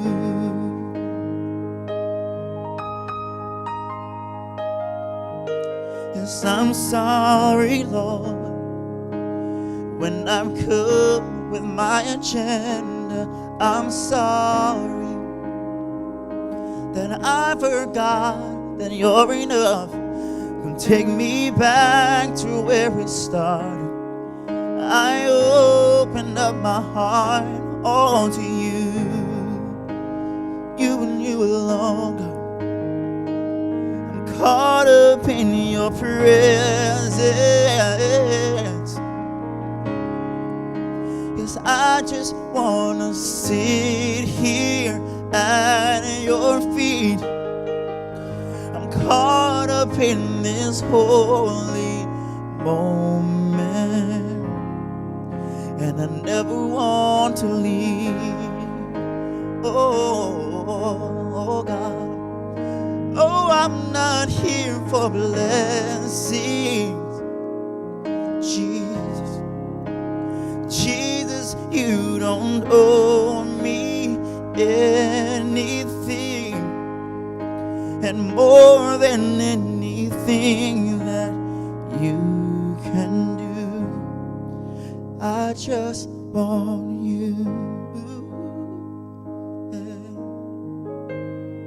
Oh, I just want you, and nothing else, nothing else, nothing else will do. I just want you. nothing else, God, and nothing else, nothing else will do. I just sing, I just want you. Nothing else, Jesus, sing, nothing else, nothing else. I just want you. And nothing else will do, God. And nothing else will do. Oh, I just want you. Say nothing else, and nothing else, oh God, and nothing else will do. Say I just want you. Say nothing else, Lord, nothing in this world, nothing else, yeah. Nothing else will do. I just want you. Oh, nothing else, God. Oh, nothing else, Jesus. Nothing else will do. I just want you. Say nothing else, God. Oh, nothing else, Jesus. Nothing else will do. Amen. I just felt led to share that there's many of you who are putting a lot of pressure on yourselves to live the life that God has called you to live, and you're putting the pressure on yourself. You're putting the pressure to live in repentance on yourself. You're putting the pressure of holiness on yourself. You're putting the pressure of just rightful living, or whatever you want to call it. You're putting that pressure on yourself, and I just sense that some of you are succumbing to that pressure, and you're saying, man, I can't do it, and you just want to give up, but I just see God lifting that pressure off of you and putting that pressure on himself. Say, put that pressure on me. Let me empower you to live the life that I've called you to live. Stop trying to do it on your own. Again, God has called us to live authentically for him.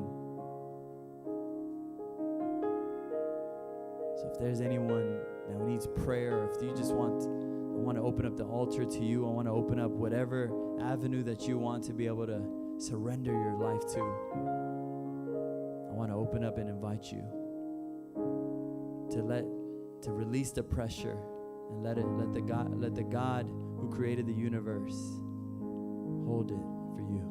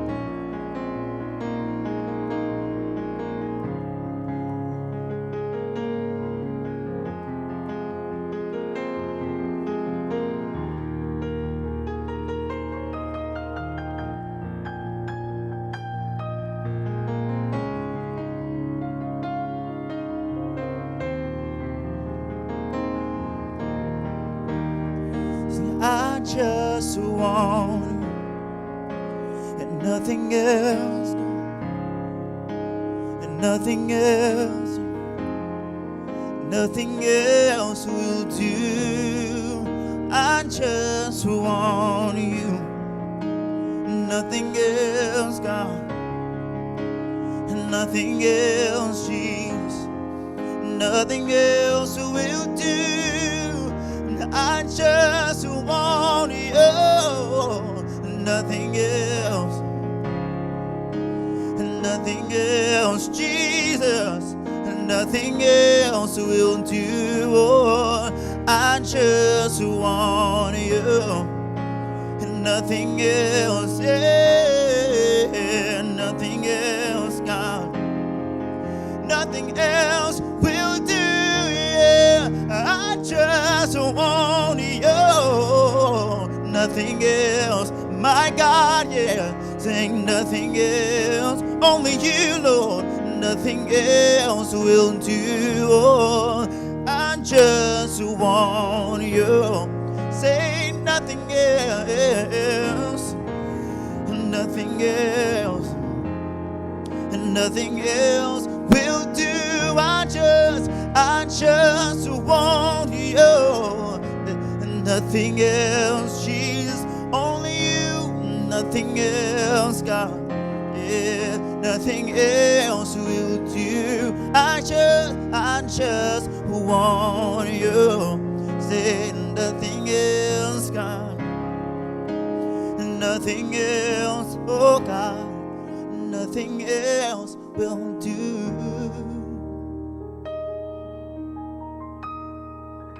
I'm caught up in your presence.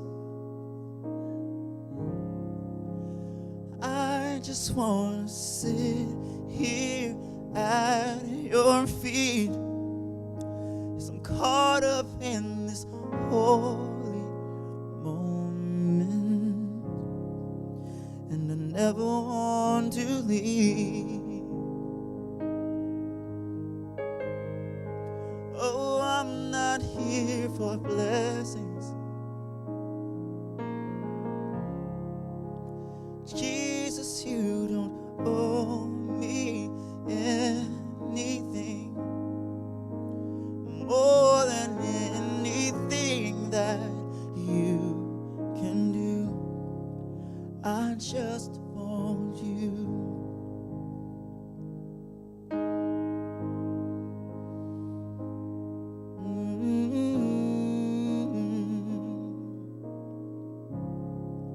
I just want you.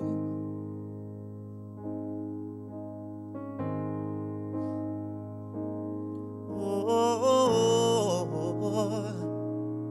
Jesus, I just want you. You and you alone, God. Oh. I just want you. Right now, right now. Oh, Jesus. Tell him, sing, I just want you. We want you, Lord. We need you, God. I just need you. Nothing else, God, nothing else, Lord. I just need you, God. We sing, I just need you. Every day of my life, Lord, and every season, every trial, Lord, we declare, God, that we just need you. Every hour, Lord,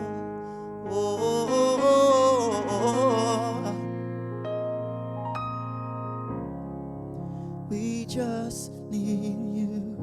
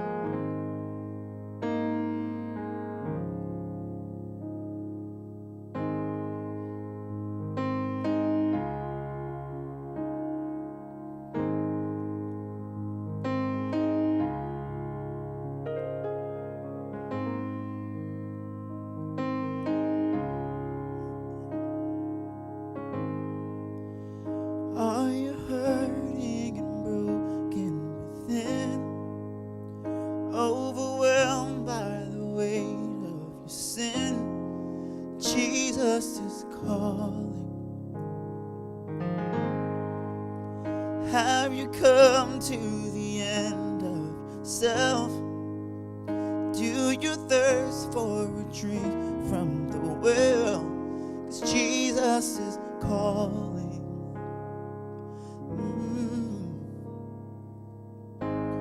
Oh, come to the altar. The Father's arms are open wide. Forgiveness was bought with the precious blood of Jesus Christ.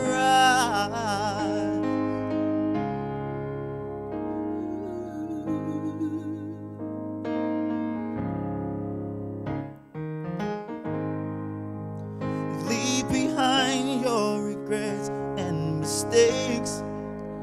Come today, there's no reason to wait, 'cause Jesus is calling.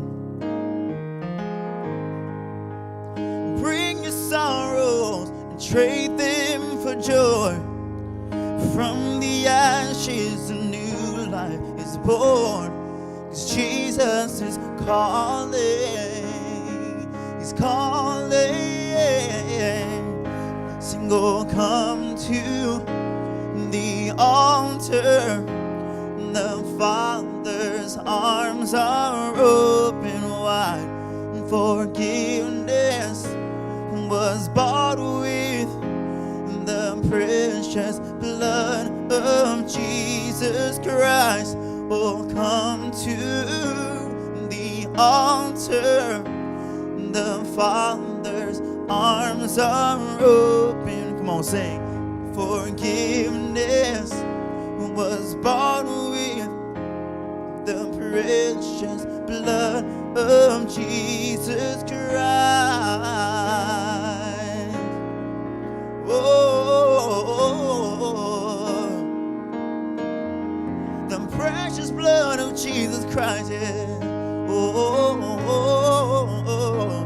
Yeah. Sing, oh, what a Savior. Isn't he wonderful? Sing hallelujah. Christ is risen. Bow down before him, for he is Lord of all. Sing hallelujah. Christ is risen. Sing, oh, what a Savior. Isn't he wonderful? Sing hallelujah. Christ is risen. We bow down before him and bow down before him, for he is Lord of all. Sing hallelujah. Christ is risen.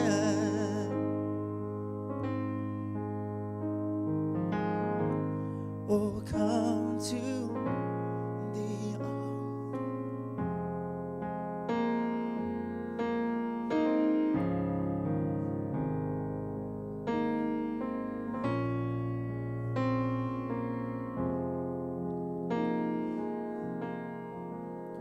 We declare we believe. Sing, oh, come to the altar. The Father's arms are. Forgiveness was bought with the precious blood of Jesus Christ. Sing, oh, come to the altar. The Father's arms are open wide.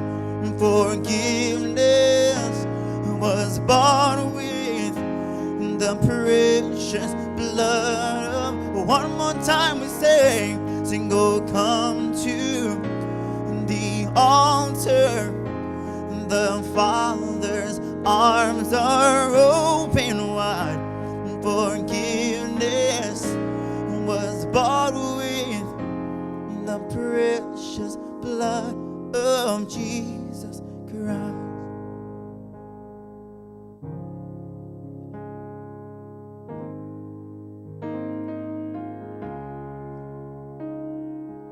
Thank you, Lord God. Oh, thank you, Lord.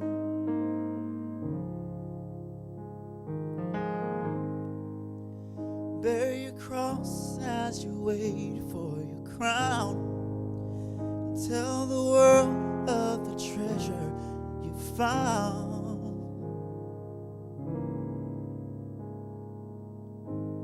Oh, come to the altar.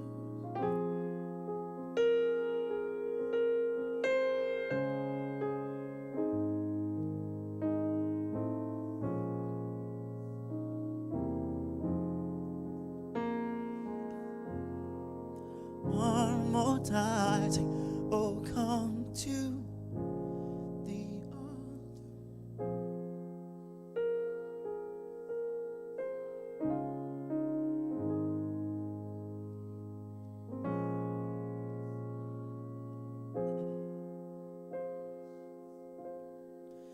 Oh, what a Savior,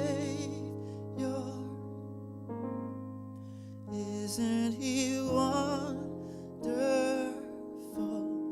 I'll sing hallelujah. Sing, I'm forgiven. Yes, I'm forgiven. Hallelujah, God. I bow down before Him, for He is Lord of all. I'll sing hallelujah. Come on, declare it over yourselves. Sing, I'm forgiven by the grace and the mercies of God. Yeah. Sing, oh, what a Savior. Oh, isn't He wonderful?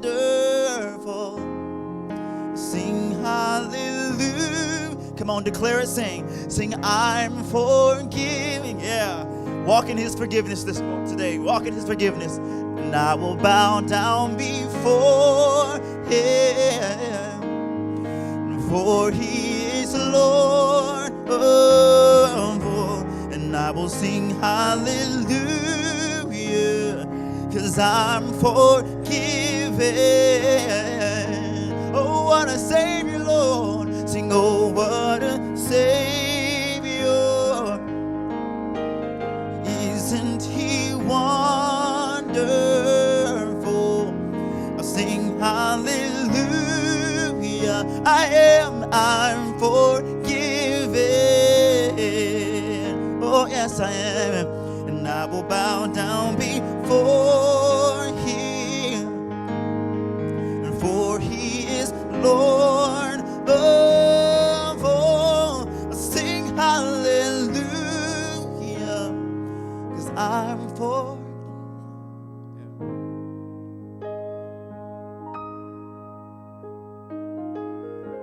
Sing, oh, come to.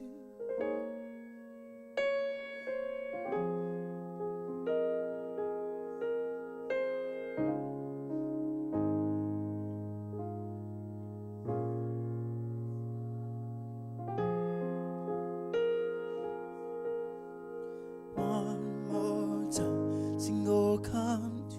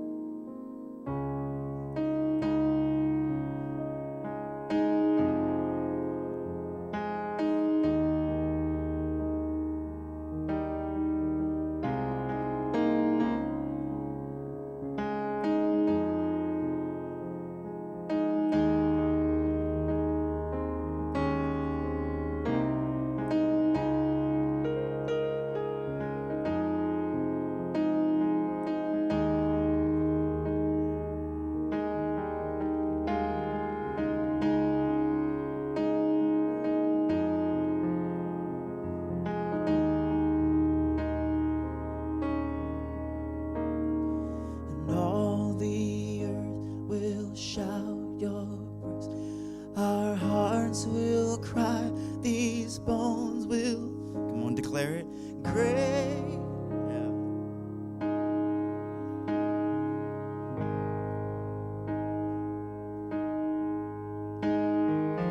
All the earth will shout your praise. Our hearts will cry, these bones will. Great are you, Lord. And all the earth, and all the earth, and all the earth will shout your praise. Our hearts will cry, these bones will sing.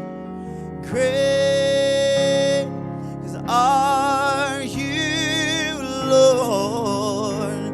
All the earth will cry out and sing. All the earth will shout your praise. 'Cause our hearts will cry, these bones will sing. Great are you, Lord. 'Cause it's your breath in our lungs, and so we pour out our praise.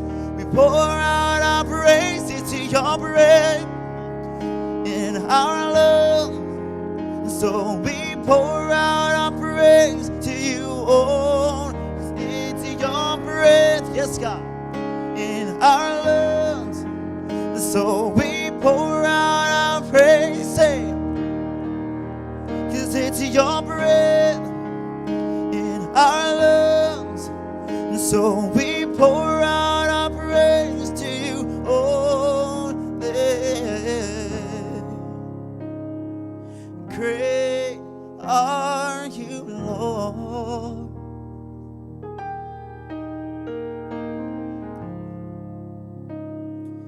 Great are you, Lord.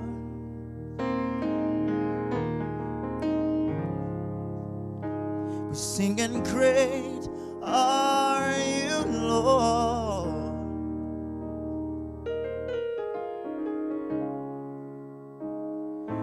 Great are you, Lord. You give life. You give life. You are love.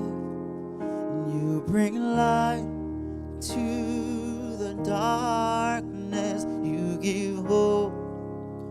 You restore every heart that is broken.